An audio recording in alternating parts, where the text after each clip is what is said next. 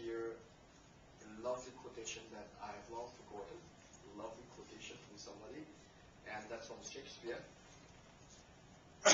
The quotation is from Shakespeare. The person who mentioned it is not Shakespeare. Okay? Try it where you use words in repetition that adds emphasis. We didn't see much, but we had one example. Okay, words that are descriptive, colorful, and interesting words. And before I go into those words, please note that sometimes the words can be alliteration, it can be metaphor, it can be all in one. It depends on how you look at it. The descriptive and colorful words that I found today was from Kenny. Magical aspects of sports. I do find sports very interesting and good roaring. It's good activity when you have either nocturnal or daylight sports. Take it how you like. And Anu brought up this word usage. Thank you is a common word. How true it is. Thank you. Sometimes we just say it without thinking, what are we thankful for? What are we thankful for? It's really commonplace. So when you say thank you, please mean it. Thank you. Even for me, when I write in my email, when I write thank you, if I say thank you, I really mean it. So it's not just pure flattery. Don't make it so commonplace that you don't mean it. Mean it from the heart. I don't feel for coffee badly anymore. I categorize this as descriptive and colorful and interesting because it is a very intimate relationship when you say that I don't feel for coffee anymore. It's like a lover's caress or a lover's embrace that I don't feel for you, Kiri. I don't feel for you.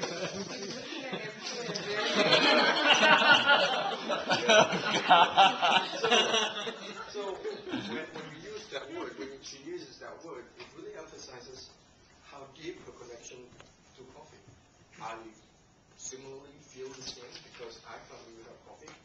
And I was sharing with a coach over there that during the fasting month, if I don't have coffee, you'll see me walking around like that in the days. You know why? But when I'm at night, I'm all hooked up. And each and every time I finish the fast, which lasts 1 month, I tell myself, okay, I can do without coffee. Next day I'll be drinking coffee. And, okay, that generated some curiosity. This is from Rao, if I'm mistaken. Mr. Rao generated some curiosity. Who would like to be volunteering? So there's double meaning in that. That means that you don't have a choice. White-dominated game. This is especially true from the story in Victus in South Africa, where there's a color distinction. So when you see white-dominated game, you see a lot of not really white people, because I don't really get that. When we call white people white, they are pink. Are they really white? They don't look like this, right, do they? I'll run away if they look like that. Color of skin, that relates very well to what you were saying. An arena where all countries come to support their nation. You can virtually see folks congregating, because an arena is circular. And to have them come there, congregate, you see that use of imagery there. Conversations start to bridge human relationships. This is from Kenny. I like this because it is really true. That's where you connect from conversations, from how you speak to them. You can either distance them like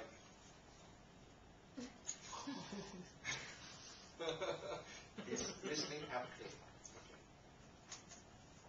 So I thought like I'm at the nadir of my presentation. I'm putting it to sleep. I'm adding in that word because I noticed that when I came up earlier, when I was giving table topics, I didn't use that word. I know. This sentence is from Anu. I believe you mentioned a place far from the chaos or chaos? Chaos. Chaos. Lovely. So it's not just far away from the styles, not far away from the noise, but far away from the chaos. So you can imagine how easy it is for her to lose her brother, because it's chaotic. Remnants of the picnic was there. Absolutely. It's not leftovers, it's remnants. There, standing with a shabbily dressed man. I like this because it adds emphasis, it adds more description to what she's saying, because you can imagine in your mind. Lovely, sweet coffee. Yes, I agree with that.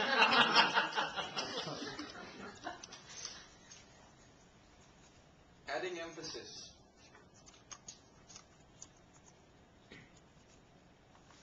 Hunyang is the only person who used strides. And using the word strides adds emphasis, adds punch in terms of what you're saying. Ouch, that hurts. And it really says that she's driving a point. She says, I can't live without Zaid. I can't live without Zaid. I can't live without Zaid. I'm going to go back home and tell my wife. So that's the emphasis. You know that how impactful it is in her life. Other words of emphasis, but didn't use strides. Anu said, it made an immense impact on my life.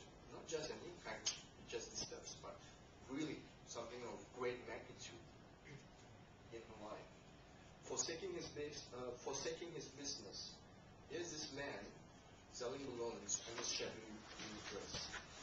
But he would abandon that to help the child. If you look at that, the word is so marvelous. Forsaking. But he abandons his job, his work, his livelihood just to help him. They have to write 5 pages of tests. Well, it's not really kosher that they write 5 pages of tests, but you get what she's trying to convey. That they go and do numerous tests on her, exhaustive tests. So you get not just 1 page, but 5 pages. And here comes the gem of the day, I would say, quotation from Anu, die 1,000 deaths. Where is this from? I already mentioned just now. Anybody know? What's the full quotation? Die 1,000 deaths. This is from a quotation from Shakespeare. Cowards, die 1,000 deaths. The valiant, taste of death but once. So cowards die again and again and again. Physically, no. In their mind. Because that moment of their cowardice, they will relive it. They will relive it, and they will live in regret. So that's how they die 1,000 deaths. Love the quotation. Thank you, Anu. I figured that. Contrast. And one example of the use of contrast.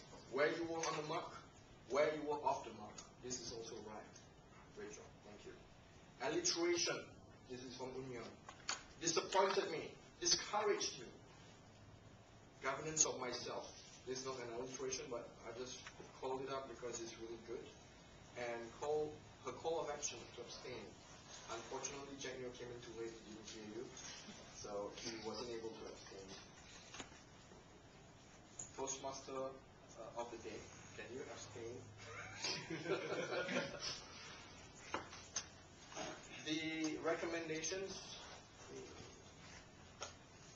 I believe our esteemed colleague, our esteemed Toastmaster, fellow Toastmaster, Pravin Sarada Boas, mentioned this previously as well. When we are giving thanks to people, I like to thank everyone. I would recommend, we would suggest, I would like to thank. Not only he give me, she really gives me, and I think for this, in the context was that the person you're referring to was a lady. So it's still not he, so it's she. I believe you captured the attention versus you've captured the attention. The person either captures the attention or doesn't.